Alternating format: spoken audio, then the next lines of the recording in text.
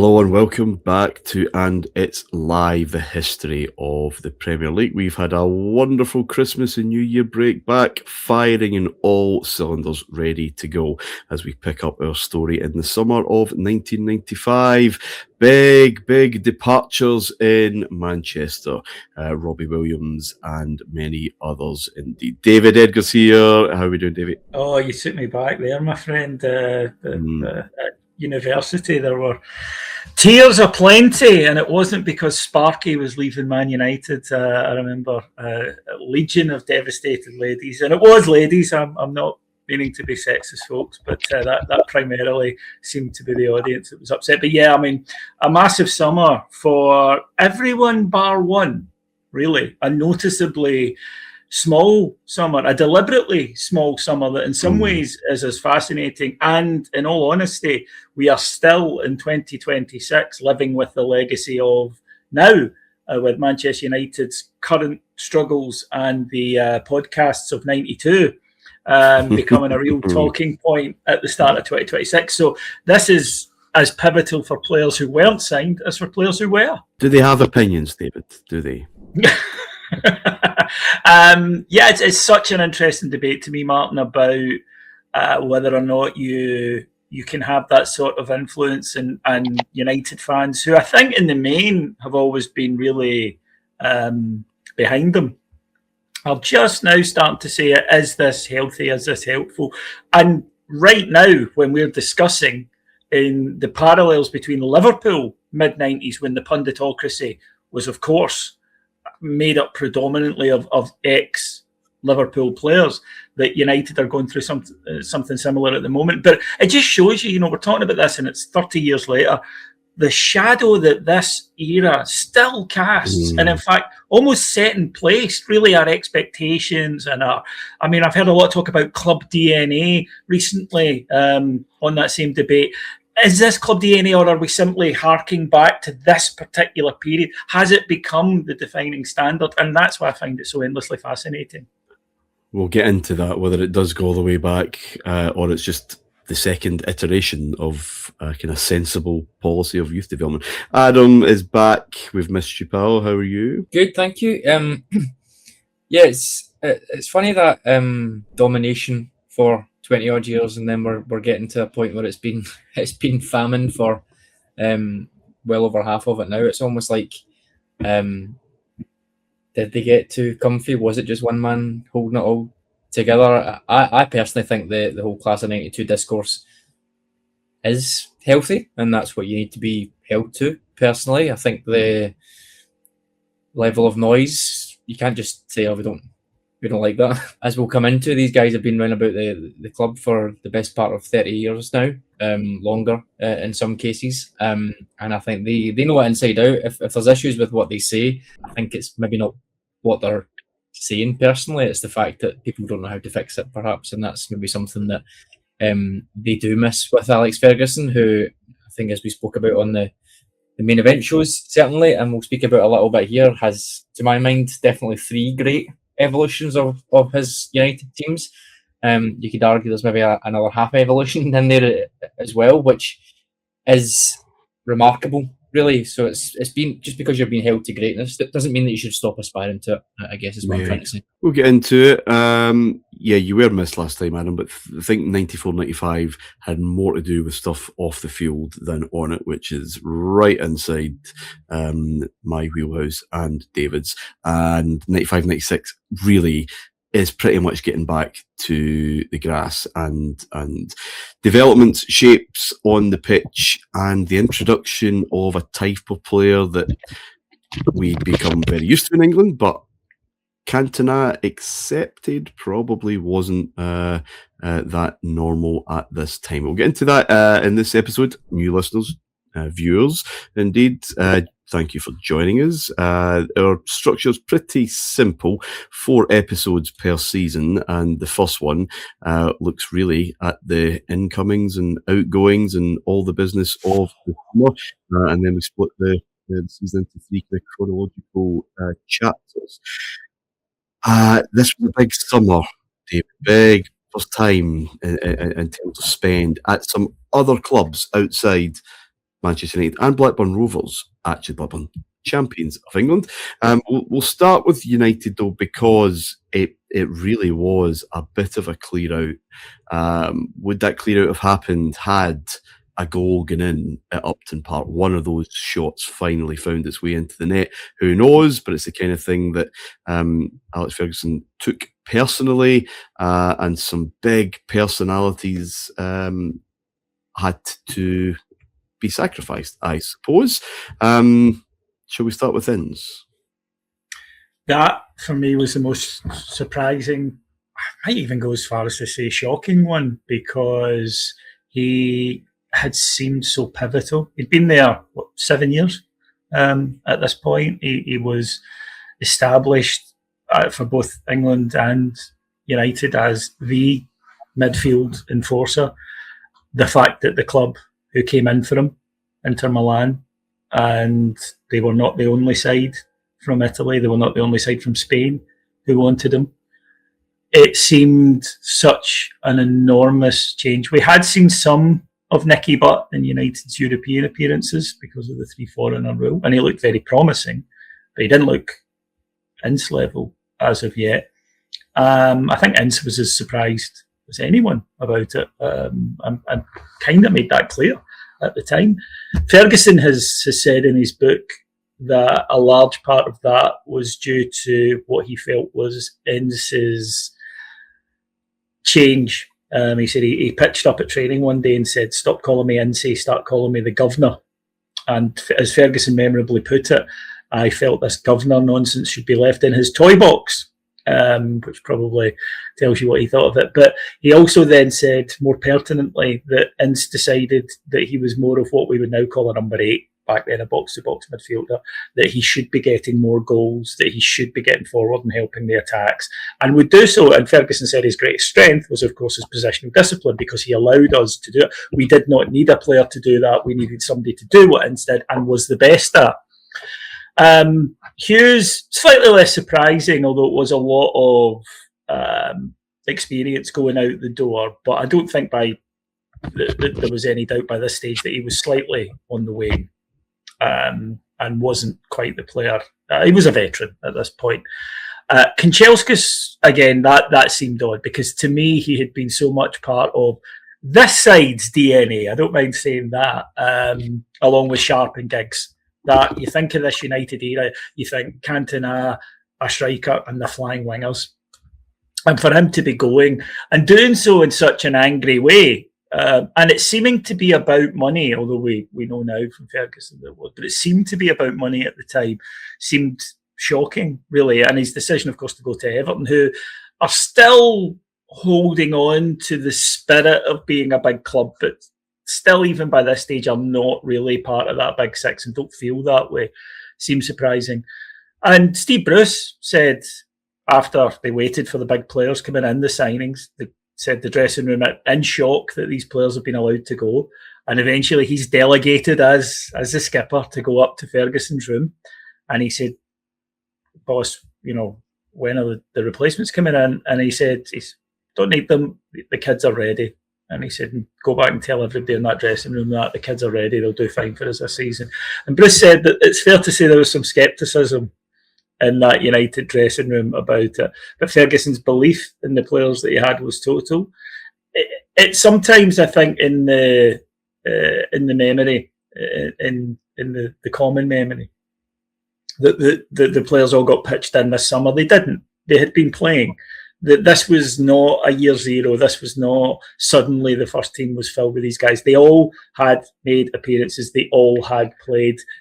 And it's probably the only value maybe to British clubs in Europe at this time of the 3 foreigners, that they simply had to get some game time in the Champions League, because there are no other players. You have to play. Yeah, you have to play those kind of guys. So that did reap some real experience going to Istanbul, for example, and all the kind of pressures there.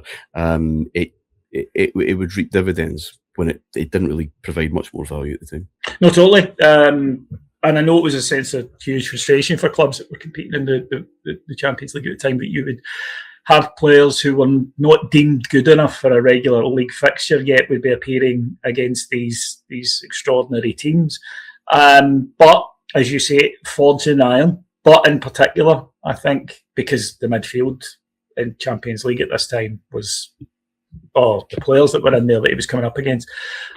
So when he put these guys into the side, they weren't total novices. And I think, fairly quickly, you could see they were special, even as an outsider. You could see that they were special. But it's so true that transfers are like the football equivalent of heroin in the summer for supporters, and for that they inject. And Ferguson knew that. Ferguson was always one for saying you need new players to freshen it up, to keep everyone on their toes. His view, though, was that it would be foolish to spend money they didn't need to spend. They're still working in the stadium. And he felt he had a title-winning team. And it's decisions like this that create the man's aura of greatness, because he was totally right. He knew how good these players were. And it was a brave decision. It was criticised on the opening night of the season in particular. The banners are still flowing at Old Trafford saying you win nothing with kids. But let's be honest, it was an exceptional class. It was a phenomenal group of young players that they had nurtured through. But to lose those three, Martin, I can't sit here and say in the summer I went, he's totally got this. To lose those three, these were stars, established match winners, and they were gone. And had contributed in 94, 95. These weren't, guys absolutely on the way out. Mark Hughes would still do a turn for Chelsea for a wee while. It wasn't kind of like that. So you're absolutely right.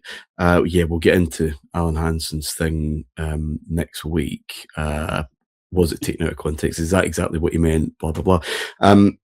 Adam, I kind of get that there's a statement, and if anyone starts to threaten Ferguson's leadership, importance in that dressing room, they'll be out. There's one exception, and that's Cantona, probably. Kanchelskis said they'd have fallen out. We talked about this on the show. It's just how flying Kanchelskis was for a period over the winter of 94, 95. Really, really strong. I think they'd have fallen out after a game, and he was in the half, and that half was never really resolved. Good money for him, fair enough. The one that maybe was a surprise, ironically, may have been Hughes in that summer, because Cole is still to find his feet. I think that's fair to say, and absolutely establish himself. Cantona is out till the end of September, and will he be back the same? Will he be back at all? I mean, Ferguson's cutting about in motorbikes in Paris to try and kind of talk him into staying in England, never mind just there. I mean, he's going to chuck the whole thing, right? And what they've got, Brian McClare still kicking him. I think Brian McClare starts the first game of the season. I mean, they're kind of left without absolutely reliable goal scorers. Maybe Hughes could have, even just for one season, just to see them through that. But it's that strength of character. No, these guys need to go. We need to get a new broom, because we lost the title by a fucking point or whatever it was. Yeah, it's the one thing that they didn't have in the academy. I guess is that striker coming through. They struggled for goals this year. Coming up for sure.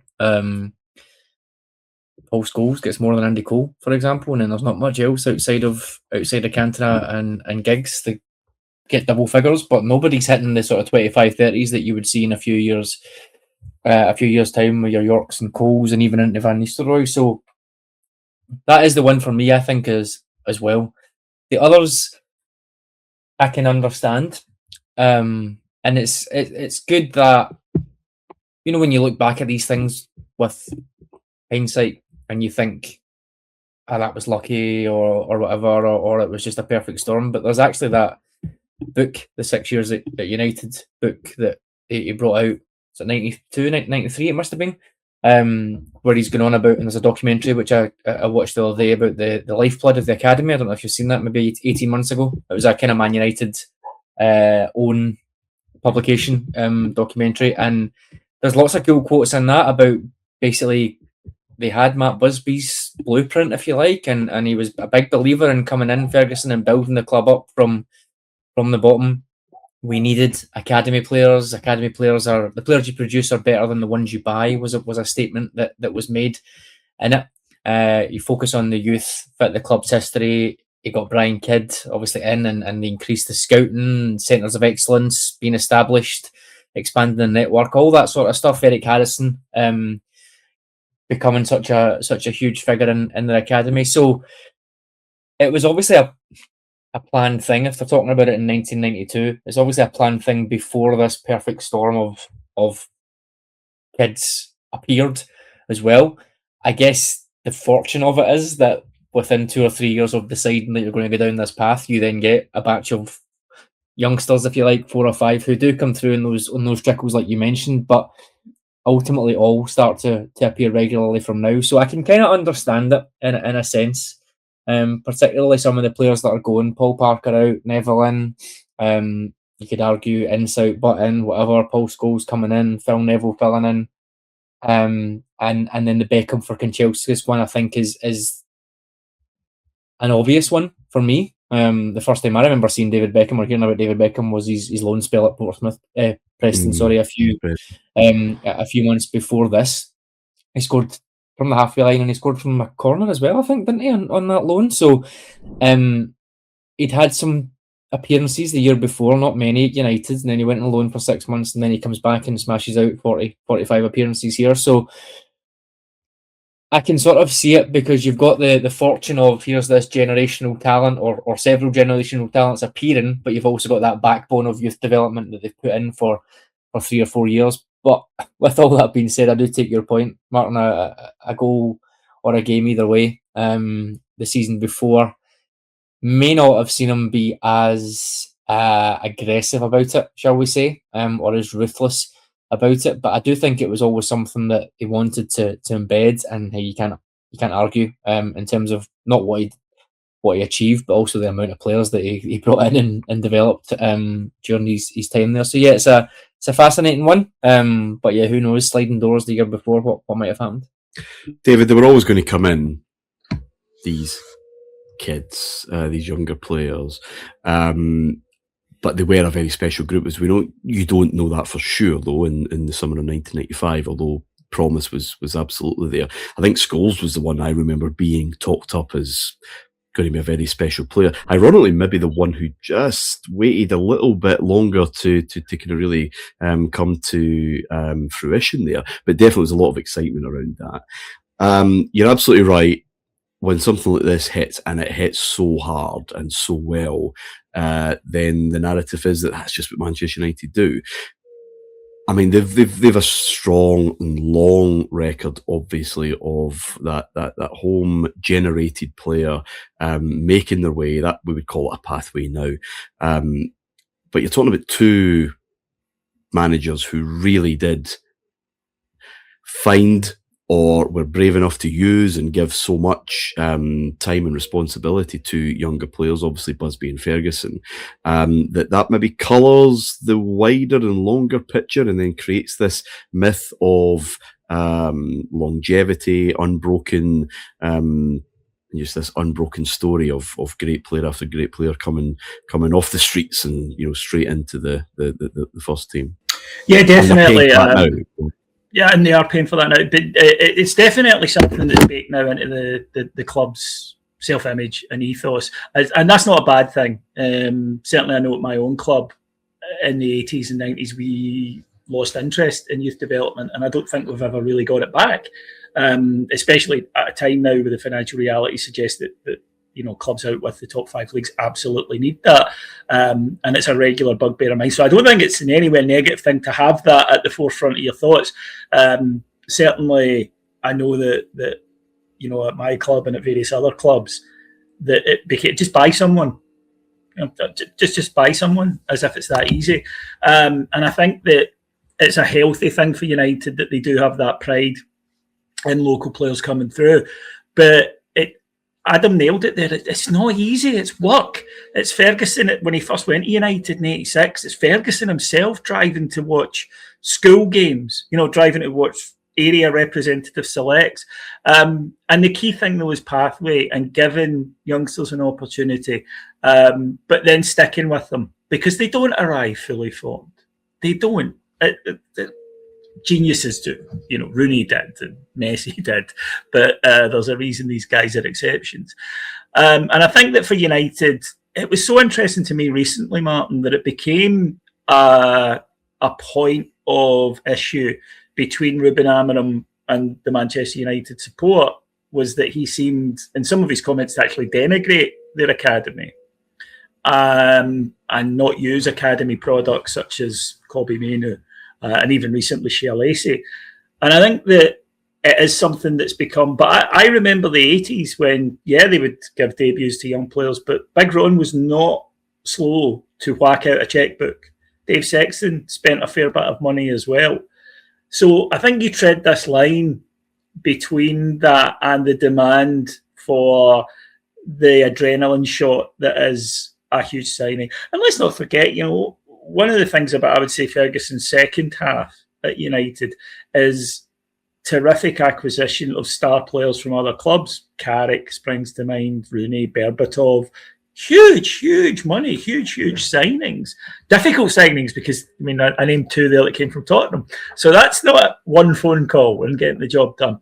And I think that though he was very good at not losing sight of the local ethos, what it meant to the support, what it could bring to the club. And there's no doubt that they benefited from having the likes of the Nevilles, of Manchester United through Nicky Butt, Paul Scholes. They did benefit from that through this period. Again, though, you sometimes get a wave like this. You have to cultivate it, right? You have to definitely be aware that it's coming and then react to it. Barcelona, of course, La Masia, the fabulous side that Pep Guardiola had. They're not going to come along every year. It just doesn't work like that.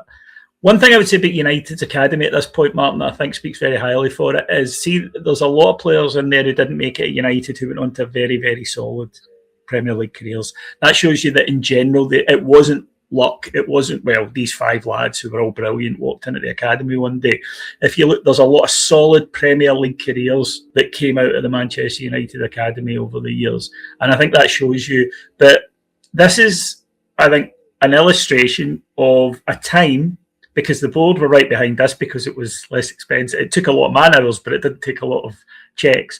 The board were right behind it. The manager was passionate about it. They brought in the coaches. You know, they gave the players the opportunities. And clubs now, I think, sometimes fail to do that because if there's not that immediate financial imperative, I go back to the stadium. I go back to a £7 million spend on one player at the time, almost beyond my ken, really. A lot of clubs will sack it because you're not getting the immediate effect. You can put in all these coaches and spend that money and get them better training facilities and whatnot. It's not going to bear fruit for a couple of years. And even now, you know, this is class of 92, as we say. It's 95, 96 before it. For a lot of clubs, they just don't have the time and patience. But Ferguson did, and he got the reward. If Manchester United contact Newcastle that January, and Newcastle say, look, deal for $7 million for Cole, but in the summer. We're not going to replace him in January, but it's yours. And Ferguson agrees to that. And United still come up short. And he has his clear out, but he brings in Andy Cole for £7 million in June. And these kids, is there anywhere near the noise? No, in my opinion, no. Everyone would have been focused on Cole. Yeah. Cole. Which is kind of what happened. It's been fast tracked, right? It's it started early, now, right? You just, yeah. So that's that. Plenty more to discuss. Really was an exciting summer 1985. We'll be back after this. Adam, the champions, Blackburn Rovers. If anyone had any inkling that Kenny Douglas just wanted to prove himself again, just wanted another league championship, and that would be him satisfied, then they got their answer that summer. I remember being stunned at this. He's going upstairs. Now, director of football in England in 1995 was nowhere near the kind of position it has now, if it even has a position now in terms of status. But it certainly wasn't then. It's going upstairs to get the slippers on and watch a few games and be available for conversations. He was not directing operations and all aspects of the football club there for a young modern coach to come in and for him to kind of mould and shape. I think he would later become what was called the Super Scout, which basically meant he had a big satellite dish at the bottom of his garden that could pretty much see every game of football, and he sat in his living room and watched what he liked. But this should do that now. I know we do that now. Your revolutionary was then. But people should really have seen the writing on the wall for Blackburn. The fact he's off, really, and they're not spending money. They're not buying. These are functional players like Lars Bohinen and Forrest and guys like that. I think Gary Flitcroft maybe come in the winter. This is not what we were used to at Blackburn, right? The kind of names that they had managed to get over the door, obviously Sutton making the difference the year before, and for big money. So not just Douglas, but Jack Walker maybe was like, that's me. I've realised my dreams, and once you've realised your dreams, it's hard to get up with the same drive and bounce and ambition the next morning, right? Yeah, I was going to say that's something that you've spoke about a bit, I guess. Maybe more with like individual sportsmen. The greats are the ones that can go and do it again. But yeah, I think that's obvious. Now with hindsight, certainly for me, one last dance for Dalglish. Not necessarily leaving a chance at a legacy or anything like that, because it had been like we spoke about Ferguson there. I don't think there'd been much in terms of getting an academy up and running or anything. It was very much, here's Jack Walker, here's Kenny Dalglish. Let's try and get a title with all this money. So I think they're both thinking the same thing. Putting in Mick Harford as well. Now, don't get me wrong, respected coach, I think, good player, trusted assistant, but it doesn't exactly scream these two of a grand revolution, as far as I'm concerned. There's maybe, again, devil's advocate, there's maybe two sides of it. We've sat there wondering if Man United could have done with a bit of consistency, maybe keeping the stars that had went over the piece there. And then Blackburn did just that. They kept Shearer, they kept Henry, they've kept the core of what they wanted. They added in a few functional players like you mentioned. So it just goes to show there's no right and wrong way. There's no definite route. There, if Blackburn had brought in a couple of players, maybe had a few younger players to bring in, then it could have given them that spot. It could have given them the kick. They tried to be consistent and ended up stagnating, whereas Man United tried to be brave and ended up being great. So it's just funny how that can change. But yeah, I think Jack Walker, to me, it seemed like, yeah, I'm still here, still about, done what I need to do, and I'm absolutely delighted with that.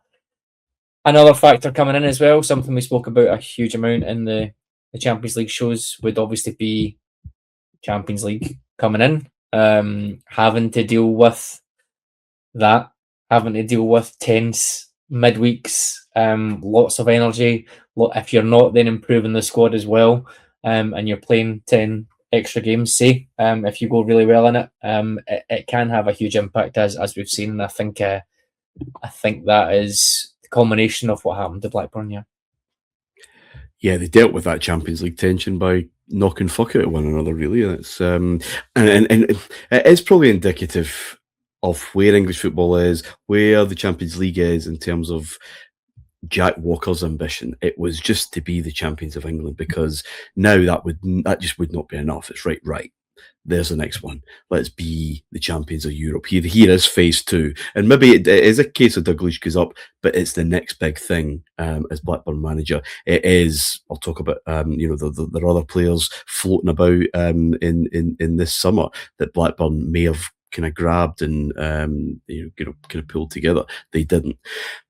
So it just shows you, David, just they'd climbed their mountain. Europe, they might pay some lip service to it and some of the guff that would have went out in the press that summer, but they weren't fussed, really, were they?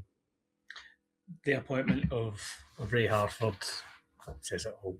And I felt that at the time. This is not retrospect, because I expected of all clubs that would be out there going, right, we will go big. Because, Dalglish, when they got, was huge, and then, Shearer, Sutton, etc. And I thought they would be out. And there were some interesting names linked with the role, but then quite quickly they go to Ray Harford. And I just thought, that's not a side who are, right, now we are preparing for dominance and we're going to do it for the next 5-10 years or whatever. And you're absolutely right, Martin. When people buy football clubs at that level now and decide they're going to invest that much, we want the Champions League. That's what we hear. City, PSG, recent examples. The holy grail for us is the Champions League.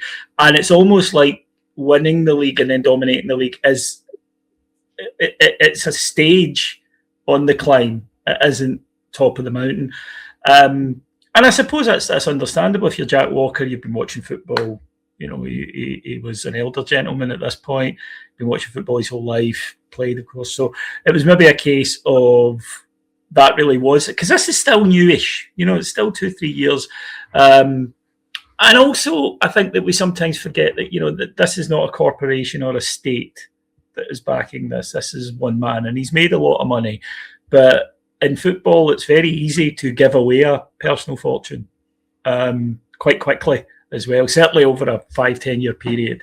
And there might be a degree of, right, I've built a title winning side here. You should be able to go from here on your own. The only problem that has for any club who does something like this is you can't magic up supporters. You can't invent supporters. Back in the day when these super clubs became super clubs, Liverpool, United, Arsenal, the fans were sort of more up for grabs than they are now. But particularly Blackburn, when you look at where it is as well, so close to so many huge traditional clubs. And also, we might not really get this up in Scotland and maybe people down south. Rugby league up there is huge, and it attracts massive crowds. So you're competing for a lot of supporters, and they never really, there was no talk of them needing a 50,000 stadium, put it that way. That was never something brought up. But yeah, I just felt that the appointment at Hartford signalled, and Alan Shearer has spoken about it, it signalled to the players also that, right, this is now getting towards the end of what this has been, which was a real shame, because it would have been nice to see them going on and competing. And it's interesting when Adam mentioned there, we used to say they didn't have youngsters to come in. They didn't, because that's exactly what we were talking about, the opposite of what United. There is no infrastructure there. They had not been planning ahead and saying, they have a youth team and whatnot, but it's not had the care and been fed water the way United has. And in my naivety, I know we will be coming to them, I felt that with, in particular, one transfer that Liverpool had, that we were going to be set for a titanic Liverpool-Manchester United struggle. I thought Blackburn had slipped down the pecking order, which they had. I was right on that one. But the signing that I thought was an absolute summer game changer turned out maybe not to be so. Well, we'll get to it now then, will we? Liverpool, the biggest signing of the summer. £8 million or whatever it was for Stan Collymore. So breaking that Andy Cole record, Adam. Now we've talked a fair bit about just where England as a country are, how they're positioned with forwards, and this absolute raft of attacking options, this generation of forwards. At his best, possibly the best all-round forward, Stan Collymore, I think. Clearly never lived up to that potential, never realised it all, but just as an all-round football, the way he could seem to do everything. I agree with David. There's a lot expected here, not just the price tag, but Liverpool League Cup winners, right? That's the thing that will change things now, and because you're just expecting Liverpool to bounce back. We've no idea of the time it takes to turn these tankers around once they kind of go off ground. So this really did feel big. Yeah, I think he's certainly the most modern striker I think we've seen to date in the Premier League. You look at where football is just now, and for me, he could play anywhere across the front three. He could probably play as a number 10. He could play in a 2. He could play up on his own. Terrific debut season at Forest. Was it 25 goals all in? I think he got, but certainly over 20 in the league. And to be fair, he doesn't do badly for Liverpool. He does quite well, I think, for these 2 seasons. It's just sort of, I guess, like you mentioned there, thinking this is going to be it, and they're going to be back. It's only been a few years in your head. It's only been a few years. We've had the Premier League starting up, everything settling down. This will be it. I thought the same as well. This will be them. Good to go this summer. He's a really, really good signing. He's someone to rival Andy Cole in terms of what United have got, and it's going to be a battle between the two. So, yeah, I think it's just one of these things. Sometimes, as weird as it sounds, just signing good players isn't always enough as well. With these things, you need a lot of them, and you need other factors to come into play. But yeah, I was excited about this one. Remember him obviously for some of the big games that we're going to cover that are coming up in these next couple of seasons. And yeah, I thought he was Liverpool's new number 9 for 5, 6, 7 years for sure.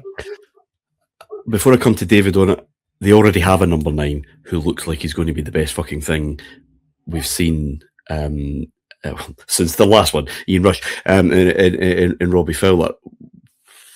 Where does Collymore fit with that? I mean, you've kind of already answered the fact he is quite adaptable, he's quite malleable, but they're going to have to get the 2 of them in the same team, and if they can make it work, my word. I think you could argue.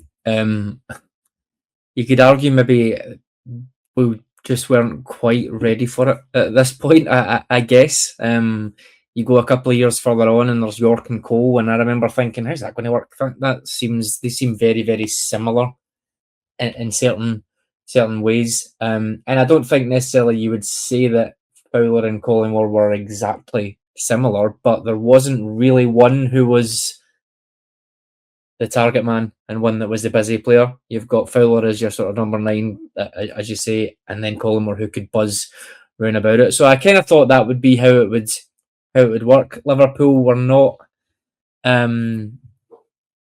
exactly au fait with wingers or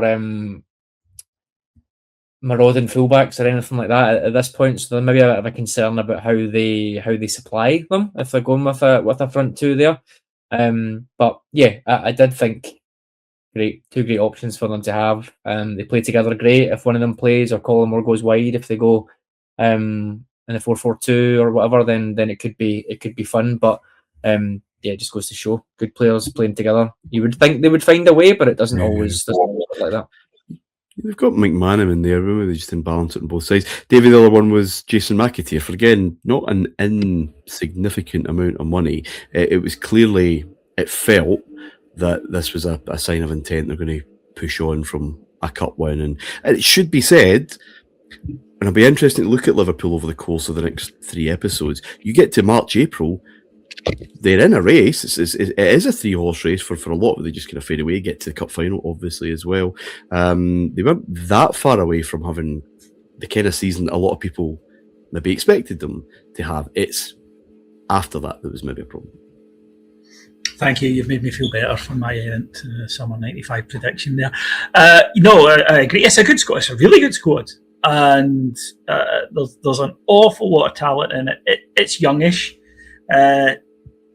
Dare I say, maybe it didn't quite have the leadership that United had. It didn't quite have that either. But then it hasn't won much, and it's not automatic that transfers into older players. But in terms of just sheer excitement, I thought their squad looked tremendous.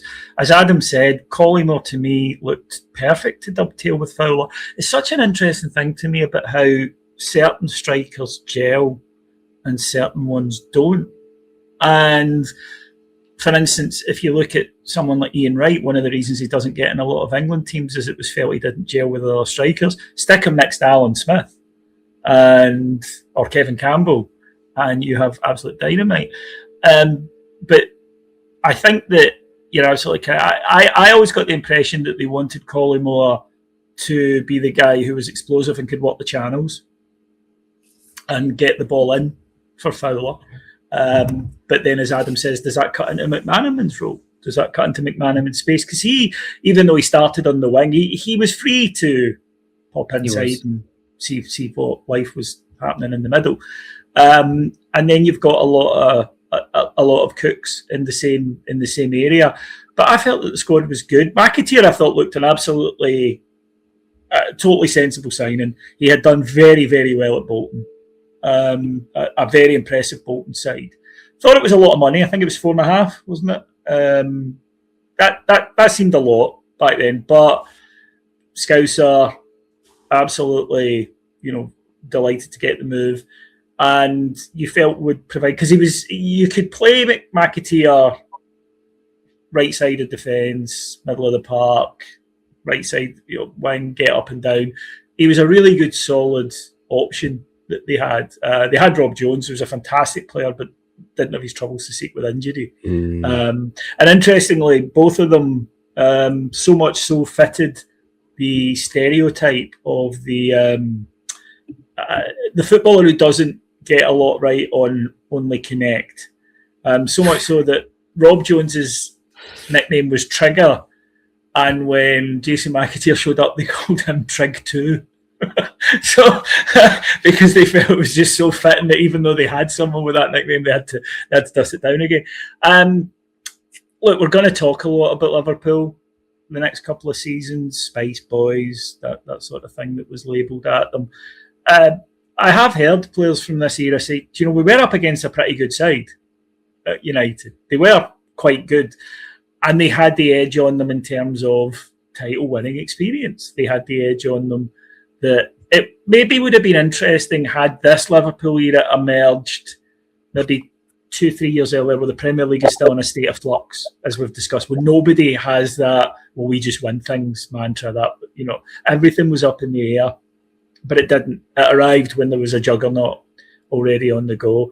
It was capable of breathtaking football, particularly when Redknapp was fit, because he could just sit in the middle of the park and dictate, and such a classy, elegant player, Jamie Redknapp. I mean, a real difference maker, but they couldn't always get him fit.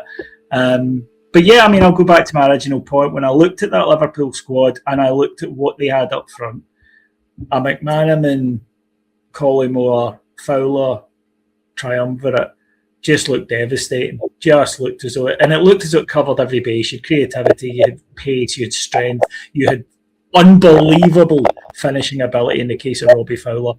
And yeah, I just thought that they were really well set. I felt United were weaker because I was an idiot who didn't believe that Alex Ferguson knew what he was doing with these youth players. I bought into the Hansen comment, and it just goes to show. But you can't, you can buy good players. You can even win a cup, because how often do they won a League Cup, therefore, that's the springboard. And it can be, yeah. But it's not automatic. And the final stretch down the road. Although, look, and I'm interested to get your take on this, Martin, because I know it's something that you speak a lot about and are interested in. What people will tend to do in a situation like this is say, well, Man United has a stronger mentality, and I get that, and I've done it myself. But then when I look at the two squads, knowing now what I know, I go, well, actually, United also had the better squad. And that's why they had the stronger mentality. They look around the dressing room going, look what we've got. They're there every day in training. When Cantona returns and in all of this, it's just, we'll be fine. I think they are interesting. I don't think they were too far away, but league football especially. Cup football is different, but league football especially is all relative. over the course of the campaign, and only one team can win it. It does not mean that 19 teams are shite. It's just that one just has that kind of great resource. But football being as binary as it is, football fandom being as binary as it has to be like that. Lots to talk about there. If only the centre half, maybe there would be a lot more to talk about Liverpool in this era. Anyway, we'll take our final break and then we'll wrap up some of the other comings and goings in the summer, the long, hot summer of 1995. Welcome back. So Stan Collymore was the biggest signing of the summer in terms of financial outlay. But Adam, Arsenal under new manager Bruce Rioch didn't get too far away from that 8 million spend, and certainly combined their trip to Serie A, if you include David Platt's move as well. But Dennis Bergkamp arrived from Inter. An unhappy time in Milan, it must be said. Did not enjoy Italian football. Lots thought of him, and he had demonstrated a fair bit of that at Ajax and for the Netherlands as well. But this was a very, very interesting signing, and the Premier League could really do with guys this class if he rediscovers that. And it was a big if at that time. People, Bergkamp's a legend now, but there were huge question marks over his ability. Did this absolutely destroy him? Was he finished? Could he kind of rediscover that? Well, he very much did. But the difference that he made as a player, that type of player, which other than Cantona, that player that's playing between the lines, as it were, there aren't many of them at this moment in time, right? There's not, and this is when it starts to get exciting for me, because the last couple of years, or the first couple of years, I should say, that we covered it still had a very distinct 1980s feel to it for me, which is not to be. It's to be expected. I know we've spoken before about how the decade just doesn't change from the 80s to the 90s on the 1st of January 1990. There's always that crossover while people are still figuring things out. And it's only really the benefit of hindsight that lets you see where things start and end. But Cantona was the vanguard, if you like, coming in, and there wasn't really much of that about. He, for me, I guess you could say, showed what's possible in there, and now other clubs are sort of starting to catch up. So for me, this summer is where it starts to get really exciting because of the transfers, because of this influx. You think only when the Premier League started in '92, it was something like 10 or 11 non-UK players in the division. By the time you get to the late '90s, I think Chelsea have fielded an all foreign 11. So we're right in the midst of that starting to ramp up here. And you look at some of the players that are coming in that was spoken about. Bergkamp coming in, Villa pulling out Savo Milosevic. You've got Ferdinand and Ginola coming into Newcastle, which we'll come on to. Some of these players that Zola the summer after, for example, coming in, they are starting to give it that continental flair in a way that I never really personally thought of it with Cantona in that sense, coming in with I didn't really think of it as this continental style coming in. It was just this person that could have been any nationality that's just coming in and putting a team on his back and going. But with Bergkamp, the points that you made, I think, are so pertinent. It's like, how will this player who is used to playing in this way fit into the way that we have, rather than with Cantona, it was how do Man United fit around Cantona? So I think that's a really interesting juxtaposition of it. Don't forget David Platt as well coming in. I think that seems to me like a defined shift for Arsenal. We don't want to be that 80s team anymore, if you like. We'll keep the back four, and famously we'll keep the back four and change everything else probably the summer after, but we'll keep the back four.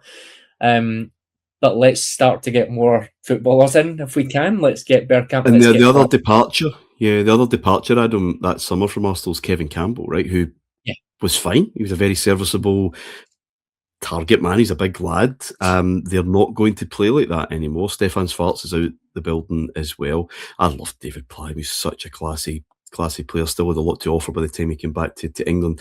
But that Bergkamp vision, that's something Ian Wright will thrive on, right? Just the through balls and it'll be interesting as we go on. Maybe not today, but Bruce Rhea will not last long. No.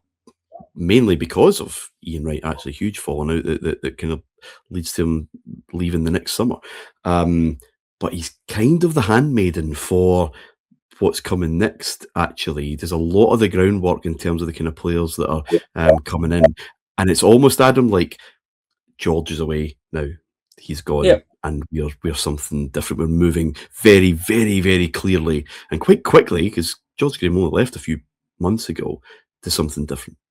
And it's funny because we speak a lot on some of these shows about it's okay if you're not the guy, but there's a guy before the guy. In all of these sort of big transitions, if you like. And I think that's spot on. He's, whether it's a defined plan or not, that we're gonna do this and George Graham's going to leave and then we want this guy. Here's how we get there. I very much doubt it, but it's more that sort of shift of modernity. We've seen the success that Man United are getting. We've seen what Newcastle are doing there in terms of front foot attacking football. Asprilla comes in as well this year. I'm sure. I think you would be naive not to see how things are moving and start to try and do it yourselves. And I think that's fair. What I do find quite interesting, and we'll come to it in more detail, is it doesn't always work because Man City try themselves. Pulling out King Clatzy after I think it was it Georgia played Wales the year before, and I think he threw them apart. That was his sort of introduction. I adored him. So what's really interesting, I'm exactly the same, and I think he's great. But what's really interesting is you could argue, and I'm probably going to argue over the next couple of years, is they went too far with him. I think Man City, because it's a different type of club, different level of club. Maybe indulged them a little bit too much, didn't quite do what they needed in terms of the transfer market, the playing down the bottom of the league, all that sort of stuff. Indulging a luxury player, shall we say, is maybe a little bit different at the bottom of the league than it is in the top echelons, and obviously relegation follows. So it's fascinating how some clubs try and modernise, but maybe don't have the building blocks in place, or don't have the right finances, or don't have the right other players. And sometimes it can sort of set you back a little bit as well. So that's see, on that, that's actually a really interesting point, because something Adam said earlier got me thinking when he mentioned about, the 80s don't just end the second the calendar ticks over, which is so true. The orthodoxy in English football at this time is so deep. It is so deep rooted in a way that it isn't now. The orthodoxy now changes. They're much, in football in general, we're much more open to here's a new thing that is coming and proving to be successful. Can we incorporate it? English football was insular at this point. There was that sense of we invented the game and we know best, and it was very difficult to break that orthodoxy. And it's only once it chips away that then you get the flood, and I think we're starting to see that now. But the Kincladze signing, and as Adam says, the way he was used, almost like, well, he's almost too good for us. He's just so good, so he can do whatever he likes. Don't worry about shape. Don't worry about fitting in. Don't worry about other players around him. This is a throwback, I think, to post World Cup '78, when a few foreign players started to arrive, and then it dies down really again for about 10, 15 years, where it was a case of, well, he's a really good player, and we're not really, but he's willing to come here, so. Hey, well, we'll get him. Do we need him? No. Could you spend your money on things you actually do need? Yes. The example that leapt out at me, actually, lads, was Alex Sabella, World Cup winner, goes to Sheffield United. Costs them a fortune, money they just don't have.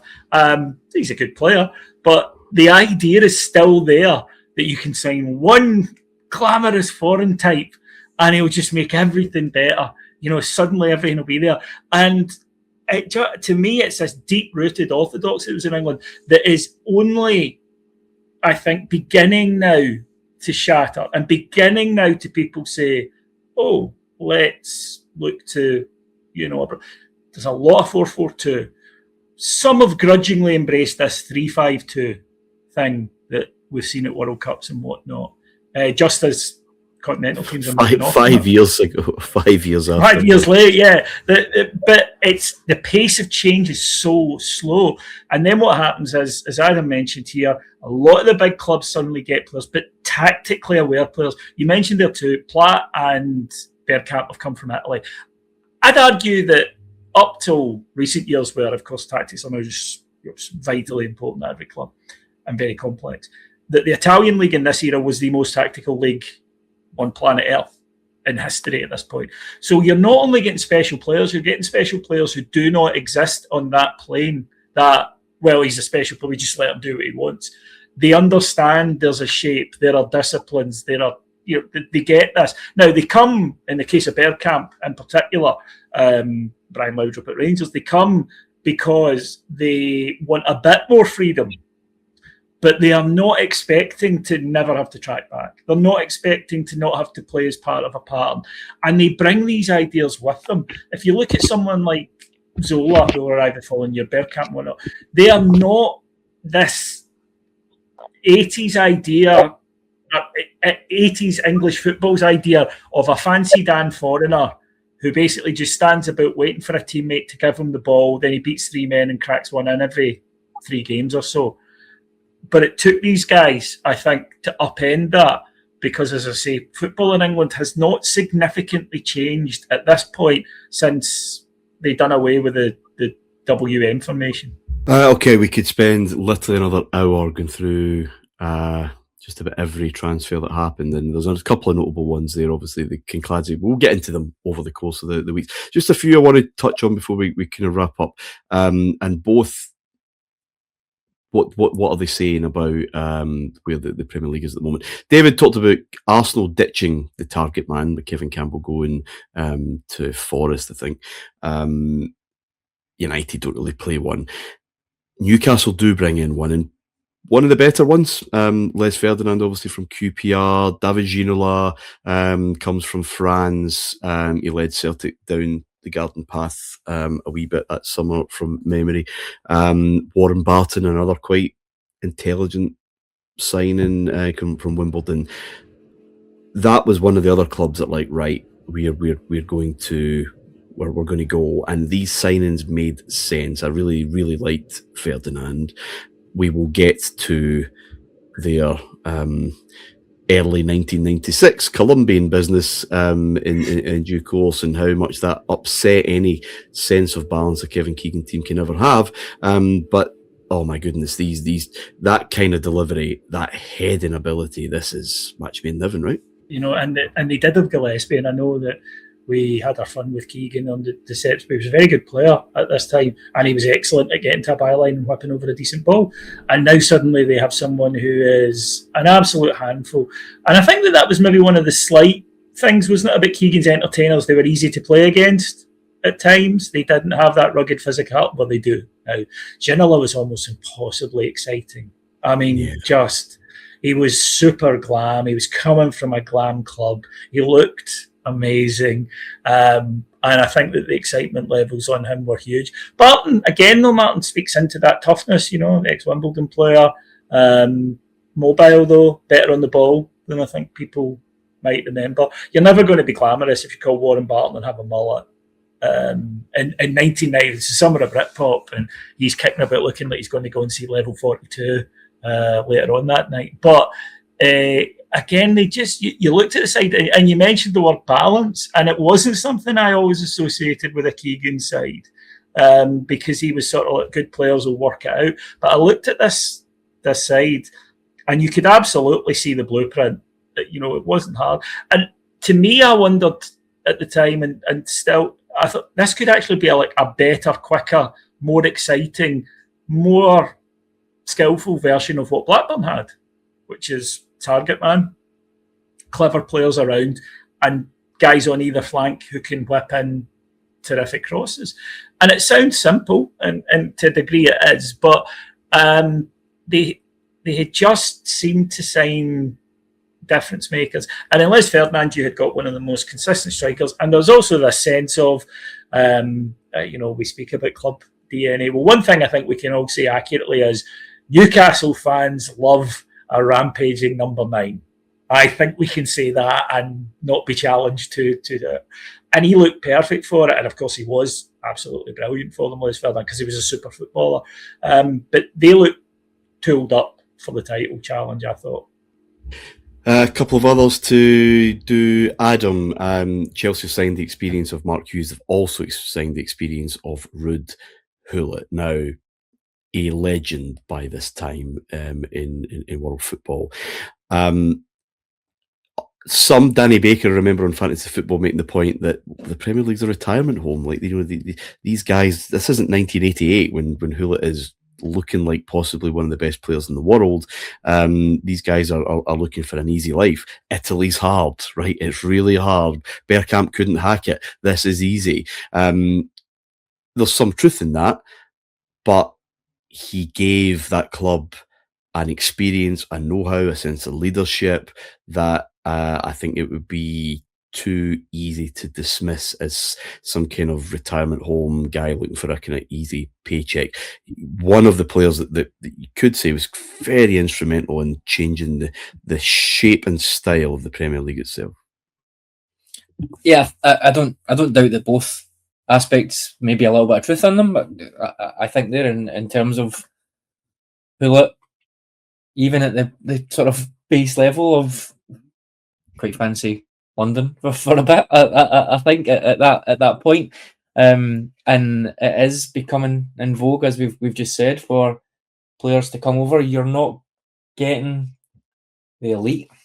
I don't think you certainly aren't getting the elite at this point. I think Barcelona, Madrid, and Milan and Turin are probably the top 4 there that you'd be going to. But outside of that, I think the money that's starting to slosh around, the modernity that's coming, like we've said, number 10's been probably the big theme that we'll dig into over the next couple of years.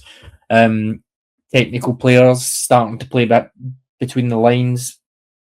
The next evolution of that is further back. You want to find players that can help you find the space between the lines, and Gullit's obviously one of those guys. So I can see it making sense in quite a few themes, to be honest. And I think that's a big part of that shift that we're seeing. So I don't blame Gullit on a couple of levels there. Chelsea at this time are starting to become. They were, I think, my preferred team. Certainly coming into the sort of Zola era, who had followed from Serie A in the next year or so. So I remember being quite excited about this one, certainly for selfish reasons. Who's a ringtone on in this day and age? We've mentioned a couple. Savo Milosevic at Villa, great signing. Very, very clever. Tony Yeboah, I think, had already come to Leeds on loan, but that was final or formalised, I guess, in the summer.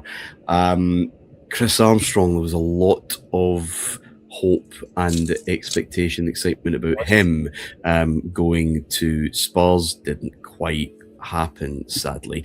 Only 2 promoted teams because of the rejigging of the Premier League to 20 teams. Bolton Wanderers managed and promoted with the aforementioned Bruce Rioch. He jumped ship, and as good as Jerry Taggart and Sasa Chucic were, not quite enough to do the bits. Middlesbrough, however, in the sense of new horizons and new clubs can come and do things, and money starting to swell about, a young, ambitious chairman in Steve Gibson. Nicky Barmby was a nice signing that made quite a lot of sense. This isn't the summer, but it's October time, so we'll include it in this kind of roundup, even though the season's obviously well underway. A huge signing in terms of excitement and captivating the kind of general public. In 1995, the summer of 95, England hosted what's now kind of common. It's a 4-team tournament to get some kind of infrastructure and branding and just logistics around Euro 96, which was coming. So a smaller version. The tournament would be the same a couple of years later.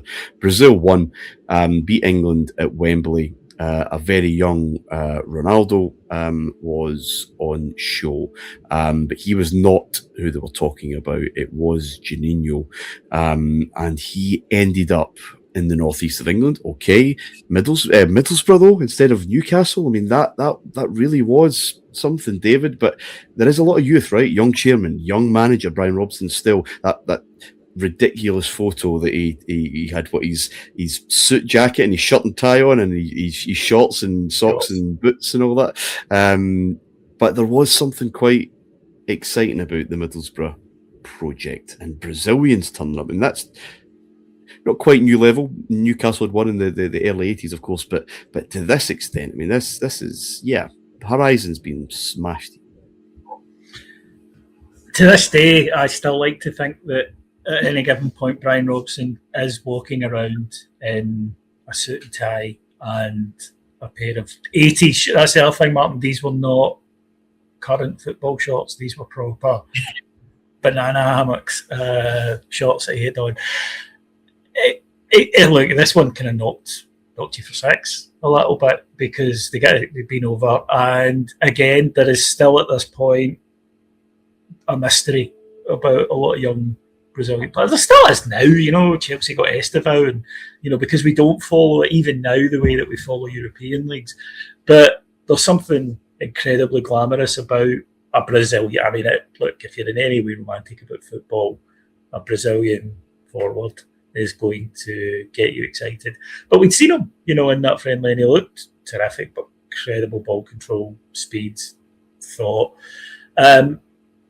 Middlesbrough, though, at that point, kind of looked like, and I know this is going to sound crazy now, but at the time you sort of looked at Blackburn and went, because as you say, you have a young chairman, he's got money, he's willing to put the money in, he's a lifelong fan of the club. New stadium, cracking new stadium as well. I mean, it was really at the time ultra modern, and everything seemed to be about growth for them. They announced a big sponsorship deal. I think it was BT Cellnet. Cellnet, at the time. That was huge. That's a blue chip brand. And I think that this is still the era of the dynamic, thrusting chairman, chief exec type at a club who would propel his club almost on the back of this, if he was good, which Gibson was. Having been to Middlesbrough, and with no disrespect to any of our Middlesbroughian listeners, it's not quite the same as London or even Manchester as a city.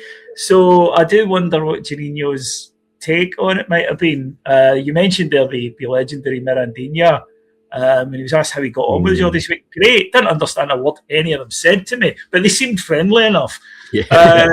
I think that there was, but then Juninho ends up being such a part of Middlesbrough's story and history. 3 times I think he had spells at the club. So he found a home there. But look, again, and this is so different now, Martin. This doesn't happen. You legitimately looked at a Newcastle coming up, a Middlesbrough a few years before Blackburn, and you thought they could be competing for titles in a year or two if they keep going at their current rate of progression. That is impossible now. Well, Leicester fans might say, but even then, we're getting on for a decade since that happened. But it plugs in, and we started the show talking about Manchester United's dominance. That isn't there yet. Yeah, they won 2 in the spin, but they failed last year, and they haven't signed anyone, and they're relying on these 14-year-olds or whatever to kind of take them over the line and all that stuff. So that's not there. And the Premier League has opened a door to difference and a variety of different title winners. Well, that's how it was thought. And Blackburn have shown that ambition, money, but well-spent money, the right people in the right jobs and all of that. You can do it. And it felt that Newcastle were next, and that maybe Middlesbrough give another couple of years of those kind of signings could be in that mix as well. Liverpool and Arsenal maybe returning to what they once were. It was just an exciting time for heterogeneity and just this kind of this mix of kind of title challenges, and it really would feel that in 95-96, which we'll get into over the next few weeks. Charity Shield, Everton beat Blackburn 1-0 and Vinny Samway scored. That's all you need to know about that particular match and how it foreshadowed the particular season we're going to talk about. But yeah, plenty to talk about, mostly on the field, I'm delighted to say. It's not, and that's another interesting thing that we'll get into. Such sleaze and corruption and disgrace. English football, with what's coming a year away. We are hosting the European Championship. This is our return, our formal return, really, back into the home of football and the kind of wider community after the darkness of the 80s. Fucking get your shit together. I think clubs did kind of realise that. There's a lot better behaviour. It's cleaner, because I think they have a very, very keen understanding about how they're going to market themselves in the wider sense. Euro 96 it has to be right. It has to really, really work. And we never really see that 94, 95 again, for better or for worse, because, hashtag content and all that. Thank you, David. Yeah, it was, on the one hand, we gained these super safe, super modern stadiums, these huge, exciting, glamorous players, amazing Champions League nights, but we lost people kicking supporters, and it's a debate about whether or not that was a good trade. But yeah, really look forward to this, and as you say, this is such an exciting season. There's so much to discuss. There's so much great stuff on the park, which is, at the end of the day, what keeps us all coming back. Yeah, there's probably one match in March that we could do a whole hour on. Adam, thank you. Thank you. Good to be back. It's funny, we spent most of that talking about all the foreign attacking talent coming in, and we ended it up with Blackburn versus Everton, one foreign player, 1-0 goal, and nothing very exciting, but it will get better. Thank you. It will indeed. We'll be back next week for the first instalment of 95-96 and a very famous match of the day opening night. Until next time, bye for now.